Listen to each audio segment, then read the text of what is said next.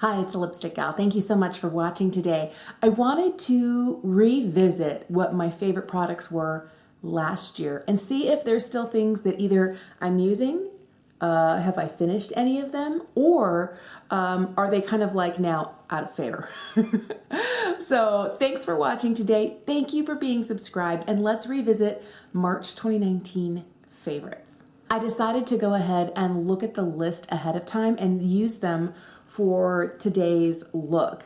And it's rather interesting. I have some thoughts, but let's get started. So the first thing I talk about liking are a couple of face products. I noticed that I didn't list a foundation at all. That's because I was using this Too Faced Born This Way multi-use sculpting concealer all over the face for much of the month. This is one that gives me amazing coverage, and I wish I'd left it standing up, because when I leave it standing up, you can see that it's more than half gone. You can see like right here, it looks like there's some spots here where it looks like there's not makeup on it, but it is literally half gone, but it fell over on my table as I was getting ready and you can't see that anymore. But I like that I've used half of this. I think the coverage on this is great. I think also the shade is great. I still reach for it. It is not in my makeup drawer where I have all the rest of my concealers.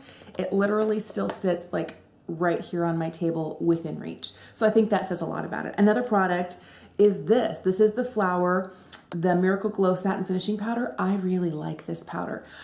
This one, I wish it wasn't so big and bulky. The packaging wasn't so big, so I do keep it in the drawer, and I can occasionally forget about it, but every time I pull it out, I feel like I get such a beautiful look. It's very satiny. It's very lovely. I used this today under the eyes, and as I'm looking at it, it's not bad. It's probably not the first powder I would reach for under eyes, but I think that it does a really good job. I think over the rest of my face, though, it's really beautiful.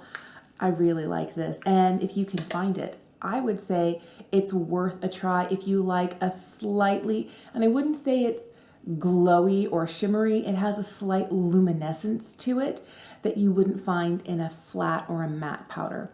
I also like that it's loose, but I love loose powders. This is something that does not surprise me at all. I still love this with my full heart. This is the Bar of Gold palette from Charlotte Tilbury. The highlighters themselves are miraculous. They are just gorgeous. And what's funny is I was sure I was gonna live just kind of like in these lighter two shades here, but I end up doing this. I'll do that, and then I'll just tap it exactly where I want it. And I feel like I probably wouldn't use the bronze all on its own, but mixing it together with the other two gives such a gorgeous look, and it's glowy, but not glittery. I like this better than the original Bar of Gold. I have the original Bar of Gold. It's all right. I don't really love it. This, like all the way 100% sold. Love, love, love. So for bronzer today, I was using something from Pretty Vulgar. A friend sent me this. She got it in her BoxyCharm last year, and it wasn't something that she felt she could use, so she passed it on to me, and it really did become a favorite. I used this a lot. This is their Bronzed Bee Bronze Mannikin Bronzer.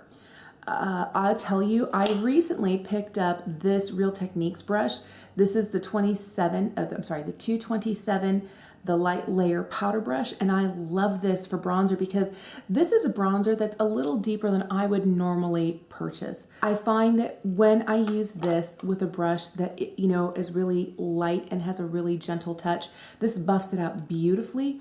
I think I'll get more use out of this because I love the tone of this, but I don't necessarily feel like I can use just any brush. And in the summertime, this last year summer, I found myself using this and no blush, just like really bronzed cheeks, and I felt fantastic. I felt like a bronze goddess. It was great. So this is a product I think I might have changed my mind on. I was head over heels for this. This came in my March BoxyCharm, and I loved it, and I used it a lot last year. This is the iconic London Sculpt and Boost Eyebrow Cushion. I have the shade medium. It comes with a little double-ended tool with a hinge in the middle, so you get an angled brush on one side, and you get a spoolie with shorter bristles and longer bristles, and then you get the cushion, and it has two shades, so you have a lighter and a darker. I use this angled brush and the darker to fill in the last half from like the arch out of my brows, and then I use the longer bristles in the lighter shade to kind of brush in through here. I feel like I got a pretty good job. I do remember in the middle of it that there's a bit of a learning curve. and I'm used to products not being as pigmented, and there is a spot like in this brow here where it's really dark, and then I couldn't move it. I was like, oh my goodness, and I sat there for like 5 or 6 seconds with big eyes, like, what did I just do? I'm like, wait, move it, move it, move it. And I feel like it didn't move as well as if I'd dabbed off and not had so much on the brush. So the cushion is very wet. It does have a lot of pigmented product in there. The one thing this doesn't offer, it doesn't offer hold. It will give you color on your skin and in your brows if you need your brows tinted, and you can get it just in your brow hair. It will tint your brows, but I need it especially in the last half of my brows here to build up color because I don't have a lot of hair. So it does do that. The one thing it doesn't do is I've noticed that my hairs in the last half of my brows, especially on this side, tend to fall. And I need a tinted brow gel or a fiber gel that's going to hold them in place and give them the look of more fluffy hair-like texture. And it won't offer you that. And I think that since the price is $40, it's a good product. And I feel like if you're good, I might give you a chance or two at the drugstore. But $40 and you're only good, I don't know that I'd be like, run out and buy it, you need it. I definitely feel like it doesn't, for $40 for a brow product, you kind of have to do my brows for me. You need to be spectacular. And this is just still okay. Will I continue to use it? Yes. Will I have to remind myself every time I open it? I might put a little post-it note in there. It's bold, be careful. Yes, I like it, but I don't love it enough that when I run out that I would get another. I didn't happen to use it today, but I had listed in here the Nude Stix Magnetic Luminous Eye Color, and this is in copper foil. This is a beautiful shade. I wanted to use the palette, but I use this in the summertime along with this, a lot of bronzer and a lot of this just on the lid and inner corner, a little bit smudged on the bottom lash line. And I'll just smudge it everywhere with a brush because this is beautiful on its own, but the minute you start to kind of smudge it out, it gets so pretty and then it sets. So this is a really beautiful product. I like this a lot. So the eyeshadow I'm wearing today is the Colourpop It's My Pleasure palette. I really love this palette. I think that this is before they started putting in pressed glitters in their 9 pans, and so this is all duochromes, metallics, and mattes. And they do have one of the shade here is pretty cruel, and it's a matte with some what looks kind of like gold sparkle. But when you use it, you don't see a lot of the sparkle in it. It does come off more matte on the eyes. So today I used all the matte shades. I use these guys here, and I think I got a really pretty look. You get 4 mattes and you get 5 shimmers, and I do think, or metallics, and I do think that this is a really great look. I do really like this really pretty wash past. It's more than a wash. It's like, boom, it's on there, but it's that pastel eye. I really do like this look. I do it with a blue, I do it with a green, I do it with this purple. I think it's really pretty. I've done it with corals before. I like this palette a lot, but I'll tell you, like the 2 shades in here that are my absolute favorite, and they work with so many things. This one here is Mr. Sandman, and this one here is Earthshine. Earthshine is the one that I have just on the inner corner because it has a really pretty, almost blue sparkle to it. It's just gorgeous, and Mr. Sandman is one that has kind of like a taupey purple look to. I just think that these are miraculous. And for $12, I don't know that you really can go wrong. If you like colorful eyeshadows, I think that the 9 pan palettes from Colourpop for 12 bucks, I found them on sale the other day for $9. I almost picked up the lilac one, and I was like, you know what? You haven't reached for the purple one enough recently to justify the lilac one. So I don't know, I might still get the lilac one, but I think I can just really enjoy using this a lot more this spring and doing this really pretty. I like it best even when I don't use anything on the bottom lash line, and I keep it to one color just on the lid and then kind of blown out towards the sides. I think this is a fantastic palette. It's totally worth it, still a favorite. And some of I reach for, even when I'm not doing a purple look, I'll reach for some of the metallics in here because like Mr. Sandman and Earthshine are just like, they make my heart so happy. I think we're just down to lip products. I am wearing this today. This is the So Juicy Plumping Gloss from Colourpop in the shade Dress Code. This had been standing up and it fell down like the concealer did. Because you could see that I had used like almost a third of it. I think that these glosses are nice. They do have that cool mint feeling. They do make your lips feel like tingly. I don't know how much plumping they do. They're very reminiscent of the 90s Juicy Tubes from Lancome, and I never got any, maybe you did, some of those glosses from Victoria's Secret, but this little slanted plastic applicator is not my favorite. I find it's a great way to over apply. And this is one of those that if you're not careful, it does start to collect in the corners of your mouth, and then you get those little strings. Ooh, I hate that. Or you start getting like a line on the inside, like close to where your lips go from being dry on the outside to wet on the inside. You get some product collecting there and then it strings there. I can't stand it. So I love this shade and I like the way that it feels, but I think I might have more control if I were to apply it with a lip brush. Now, am I gonna take the time to use a lip brush with this? No. If it were to come in a tube with an applicator, like a doe foot or the little teeny tiny brushes, I would be so happy. But I do really love this shade and I do think it's a nice formula. I just always over apply, so I have to remind myself of that. But this is something that in the summertime lives in my purse. And that's how I was able to use like a third of it, was just like, I'm not wearing any makeup and I need something on with my sunglasses. I'm driving to pick up my kids, or I'm running errands or something. This is really great on a no makeup day because it gives your lips just enough of a tint without being too much. And it's a really pretty mauve-y tone. So I like it for that. It is very shiny. It is very juicy, but over apply at your own risk. I did, and this is funny, but I did list the Bonnie Bell Lip Smackers and Dr. Pepper as a favorite. I still love this guy. You know, it's one of those that, again, summertime in my purse. It smells amazing. It's very, very, almost like nothing there, but just a hint of something. So it's like your lips, but just a little bit. So it's not too glossy. It's not too shiny.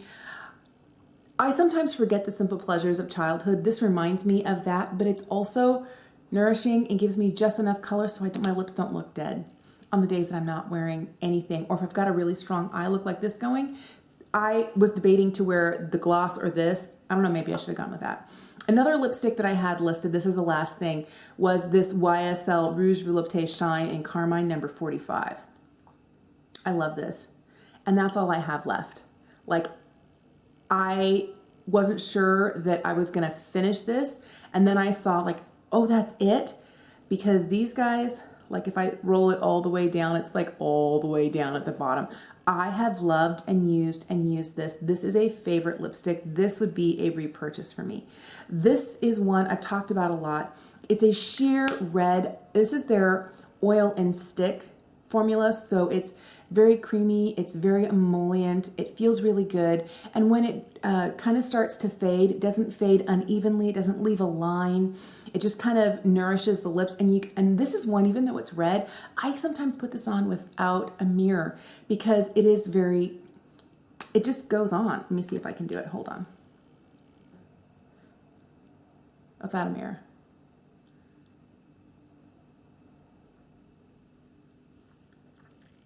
Now, best application is always with a mirror, but I love this lipstick. And it's not so pigmented and so harsh, because I have another YSL red that I love, but this is a different formula. And this is one of those that you can see the difference. This would have such a obvious, if it's not perfect, where this kind of is very forgiving. The oil and stick formula is one of my favorites. I think they're incredible. And this, it smells good. It smells kind of like candy from when you were a kid. It feels soft and plush on the lips. And then when it finally does, let me see if I can. When it starts to die down, it starts to look like this. And that's me just blotting it a couple of times. So it's not a long wear lipstick, but it feels amazing on your lips. And I feel like I have 4 of them and I can apply all of them without a mirror. Do I check it if I get the chance? Yes, but do I feel like like a bright red liquid lipstick without a mirror? I wouldn't try that if my life depended on it. But I do feel like something like this that is sheerer, that is more balmy, is more forgiving, and is really good. So I love that. highly recommend. The last thing I had in my favorites is something that I don't have anymore because I finished it last year. It was part of my Project Pan. It was a Vice lipstick from Urban Decay. It was in the shade Ex-Girlfriend. And it came as part of a collab with Gwen Stefani. I was just at Ulta this week and they still have the shade. It's part of their permanent line and I love it. It's a beautiful pinky nude. And it took me a long time to get in the habit of like wearing it because it was almost completely full when I put it in my Project Pan at the beginning of last year.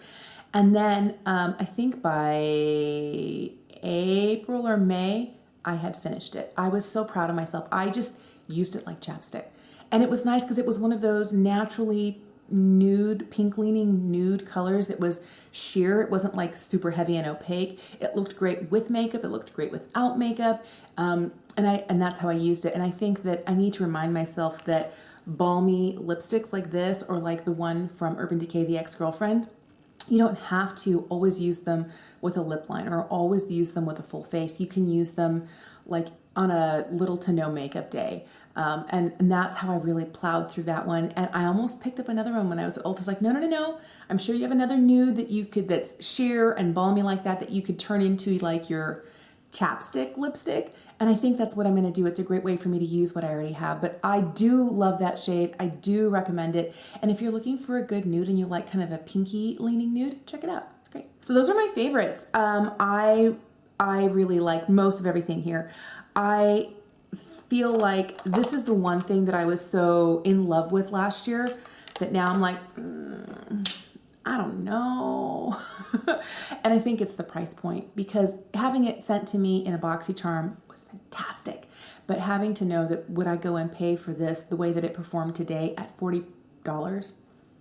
No. Most of these I still use and I still like. Some of them are like very near and dear to my heart. I would love to know if you ever go through and have memories attached to makeup because I'm thinking about some of these. I remember when everybody was dying over the purple palette from Colourpop or just the 9-pan palettes, but they went from the pink to the purple and it was like, and it was the first colorful palette that I'd bought on purpose. Like there were other palettes that had pops, but this is basically a purple palette.